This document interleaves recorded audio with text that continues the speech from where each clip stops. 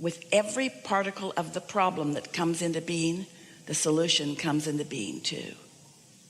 If you've got a problem, there is a solution. The question is, are you going toward the solution, or are you still defending or justifying the solution by hammering away on the problem? I really need it. You learned that from your mother, because she often wouldn't give up the goods until you pleaded a really needy case. But I really need it. I might die. I'm suffering so. And so she gave you a flawed premise.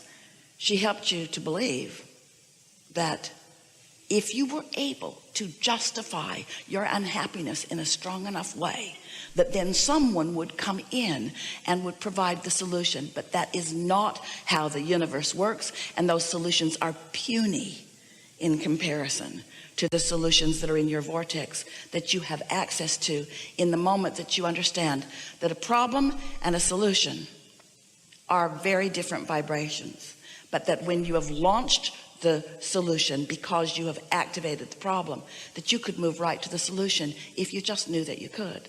And so that's what we're going to be talking about today. What are you giving your attention to? What's active in you? How do you spend your day? How are you fostering your point of attraction? Do you watch the news? Is that what makes up the bulk of what you offer vibrationally? Are you pushing against lots of things? If you are, that's not good for you, because when you shout no at something, the universe gives you more of it. And it's not because the universe is unkind, it's because there's no such thing as no in an attraction-based, inclusive-based universe. When you look at something you want and you shout yes, yes, yes, yes, yes, in time you become a vibrational match to what you're saying yes to, and it flows to you. But when you see something and you shout no, no, no, no, no, in time you become a vibrational match to it, and this thing that you're shouting no at the most comes to you. And the reason that you feel your misery or discomfort is because your inner being is not shouting anything at what you don't want. Your inner being is giving no attention to what you don't want, because your inner being understands how law of attraction works. And we want you to too. But it's going to require you seeing yourself differently than you have been. You've got to begin seeing yourself more as a vibrational being, more as someone who radiates a vibrational signal that is being answered, just like tuning your tuner in your radio in your car. There's a broadcasting tower or a broadcasting satellite. There's a broadcasting something, and you got to tune into it. And your inner being is broadcasting a very clear signal to you about everything that you want. The question is, can you hear it? So that's what we'll talk about. Talk about how you can get into that receiving mode, how you can set your tuner so that you can be in the receptive mode of what you're asking for, not the receptive mode of the problem. Esther, since we have been talking about this so much lately, Esther asks herself 100 or more times a day, as a thought comes to her, okay, what receiving mode am I in? What receiving mode am I in? Because your receiver is always on. It's always on. So did this thought come to me because I've been worried about something, because I've been focused upon the problem? Was this a response to my problem activation? Or am I in the receiving mode of a solution? And the thing that is so wonderful, that if you can hear it right now, it's going to set you free. The thing that is so wonderful about this understanding is that when you are in the receptive mode of the solution that you are looking for, usually there are no thoughts in your mind when the thought comes.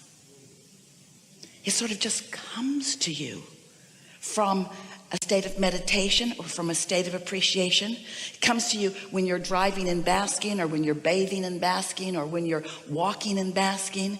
It comes to you right out of your sleep before you've had an opportunity to get anything else going, because this solution is known by your inner being, and it has nothing to do with the problem that you've been hammering, with the problem that you've been focused upon. And so an idea will come to Esther, and she'll think, now wait a minute, it's got a lot of momentum. I can feel that there's power in this thought. But the question is, did this thought come because I've been focused upon a problem? And so am I in that receiving mode?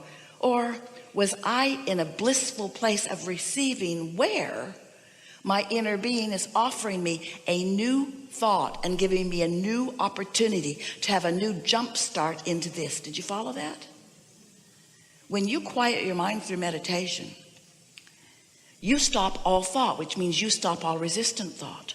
And then when a thought occurs to you at the end of your meditation, or even during meditation, or even following meditation, when a thought occurs to you, once your own mind has deactivated that receptive mode. You following what we're getting at? For example, let's say that you have 40 acres in Texas. That's what Esther has. And let's say that a lot of it is natural, wild and woolly. But quite a bit of it has been planted and is being watered and is being tended to and is really beautiful, or has the potential of really being beautiful. And you have some new gardeners who cost a lot of money and show up on a regular basis and make a mess. Their mowers aren't sharp and their weed eaters are broken, and the people that are operating them are not highly skilled. And so they just do a sort of hack job on it. And you walk through and you see it and you go, yikes.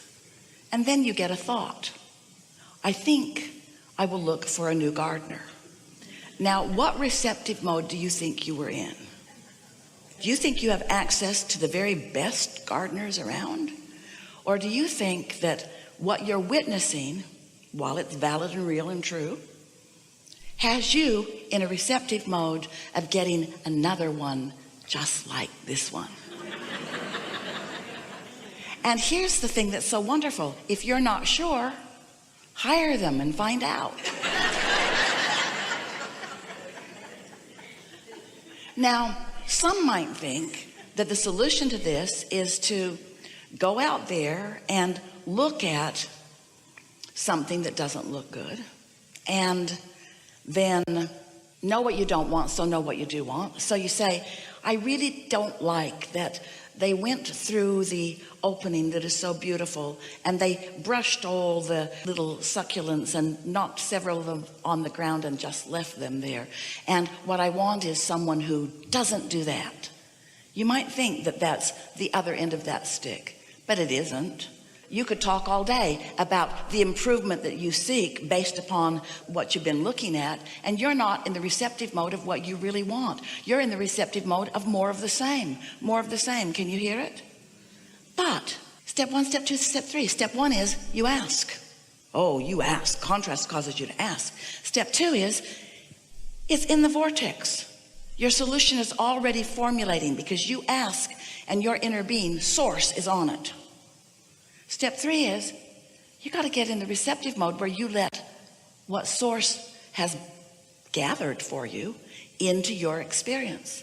So the solution to that improvement isn't beating the bushes for someone that's better. It isn't asking for resumes and going down lists. It isn't giving them the 3rd degree. Is your mower sharp? Do you know how to use a weed eater? Do you have eyes in your head? Can you see when there's a mess? 3rd degree doesn't work.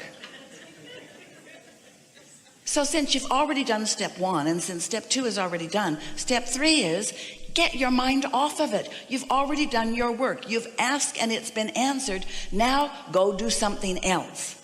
Because if you stay focused upon this problem that is active within you, and friends, it's not possible for you to focus upon that subject in a pure way when what you've been witnessing is the opposite of what you want. You can't get there from there. You see what we're getting at? So, you know what you do? Go somewhere else. Go somewhere where you don't keep seeing the problem, because if you keep looking at the